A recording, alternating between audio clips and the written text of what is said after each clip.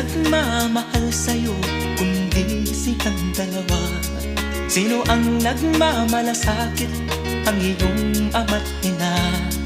Sila ang naging daan, kaya ika'y nabubuhay sa mundo.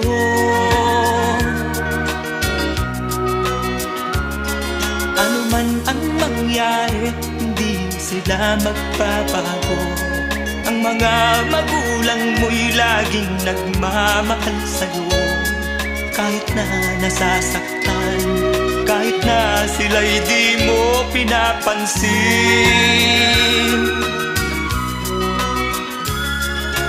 Kung nalalaman mo lang mga hirap